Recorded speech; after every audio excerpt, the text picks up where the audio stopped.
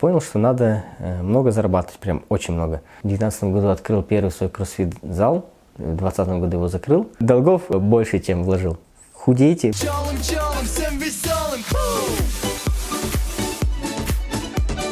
Чем артез?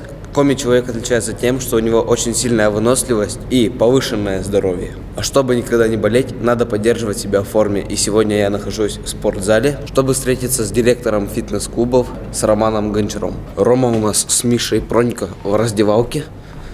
Пойдемте познакомимся. Вот тот самый основатель Пронькерс, пиццерия. Миша Пронько. Да, это я. А это Рома. Привет.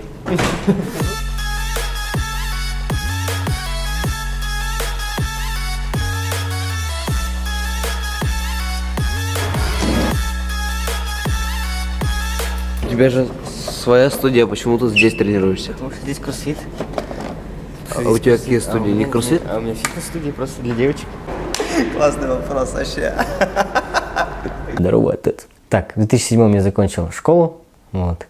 В 2008 году поступил в лесной институт, отчислился, а потом пошел на срочную службу. Я сюда, в Сыктывкар, переехал, чтобы перевестись в другие войска, вот, потому что я здесь был прописан. Вот, и пока ждал перевода, познакомился здесь с людьми, прошел мотивационный проект «Спарта», есть такой. Прошел там, познакомился с людьми, с предпринимателями и как-то затусил в предпринимательской тусовке и понял, что уже жить системно не хочу, как в армии или в войсках обычных, либо как в ОМОНе. В ОМОН тоже думал поступать. И решил уже делать бизнес, понял, что бизнес – это самая лучшая самореализация себя. Как инвесторов нашел? На самом деле мне почему-то это было проще простого. Я ходил во все тусовки, я ходил вообще всем, и я просто всем говорил, что я открываю зал, ищу инвесторов, писал посты ВКонтакте, просил, чтобы делали репосты, всех задалбывал. Вот. И в итоге, когда объявил, что мне нужны реально уже деньги, то, что вот есть помещение, есть есть тренеры, тогда деньги пришли сами. То есть именно... Сколько примерно инвестировал в первый проект? В первый проект около 3 миллионов. В 2019 году открыл первый свой кроссфит-зал, в 2020 году его закрыл. И в 2020 же году открыл 2 студии по фитнесу. И в 2021 сейчас, вот вчера открыл 3-ю студию. Это первое помещение. Подготовим оборудование, чтобы открыть 3-ю студию. Тут сколько квадратных метров? Так, тут у нас 80 квадратов. Вот, маленькая студия. И вполне хватает, да? И вполне хватает, да. Здравствуйте. Здравствуйте. Генрих. Алексей. Что везем? Он с нами сегодня целый день снимает. Хорошо. Видеоблог. Да, отлично. это у нас Алексей, это снимите? Алексей. Как талисмана Гончара. Бог калистеники. Даже вот смотри, он даже... Привет, Сири. Позвони Богу калистеники. Выполняю вызов. Алексей Чичкин. Домашний. Вот такие дела. Так, вот мы и загрузились, но я сюда не влезаю. Сяду вперед, Рома назад. Вы, получается, тренер у Гончара в этом фитнес-клубе, да? Я у Гончара талисман. Гончар без меня не может. Да, не будет меня, не будет Гончара. А вы сами чем занимаетесь, помимо калистеники? Немножко кроссфит. Ну, и спорта, да? А вообще где работаете? Где работаю? Работаю в городе Сыктывкаре, республика Коми. Свободный художник. Художник? Свободный художник, да. Рисуете, получается. Рисую свою жизнь, да, все правильно. Хорошо отвечаете. Лезем так. Лезем, стоя. Ну мне, если бы я посмотрел Лапенко, не посмотрел Лапенко у Дудя, я бы, наверное, Лапенко воспринимал бы как дебила. А посмотрел, как он... Он такой добрый вообще, такой... Так он простой, Он вообще не нормальный. вообще. Мне очень импонирует то, что он из многодетной семьи. Мы сейчас едем, обсуждаем Лапенко, а где-то кто-то едет и обсуждает Рому, потому что он тоже очень известная личность в городе Сыктывкар. Кто обсуждает?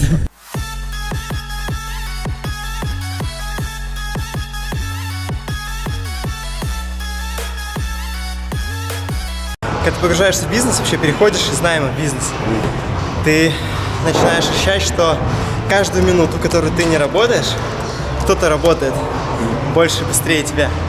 У тебя ощущается момент соревнований. А как ты не перегораешь? Как ты перегореть? Слушай, перегораем, так же перегораем. Мы еще больше перегораем, чем обыкновенные в смысле, обыкновенная жизнь в плане найма, например, когда за тебя принимают ответственность в более широких масштабах другие люди. Почему все-таки бизнес, а не найм?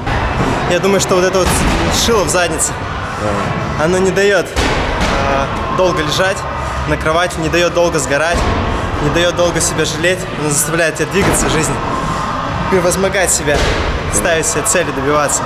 Я говорю, бизнес легко делать, просто делаешь все ошибки, которые можно придумать. Вот их все делаешь, их не повторяешь, главное их не повторять. И все, и хоть как-то ты будешь делать, через пару лет у тебя уже будет нормальный доход относительно. Может, и нормальный долгов будет, но доход тоже нормальный будет. В перспективе 5-10 лет будет очень кратный рост. Что же читает у нас Рома? Джим Кэмп. Сначала скажите нет. Сам покупал, да? Да. А у тебя еще есть время на чтение, да? Ну да, всегда, каждый вечер читаю. Главный принцип работы со мной, кто вот именно будет работать именно в моей компании, в моей управляющей компании, это принцип дела во мне, чтобы, чтобы люди осознавали, что человек сам автор своей жизни, никогда не искал виноватых других, он сам сам ответственен за свою судьбу, и вот таких я в команду беру, чтобы у него точно не нытиков мы не любим никто, вот, кто смотрит вперед, и у кого нет планки в голове по деньгам, каким-то по самореализации, то есть кому не нужно 100 тысяч в месяц зарабатывать, кто хочет миллионами, таких берем. То есть ты готов уже потом платить будешь миллионами? Да, они будут зарабатывать. Когда я буду, если я стану миллионером, все, кто рядом со мной, тоже станут миллионерами.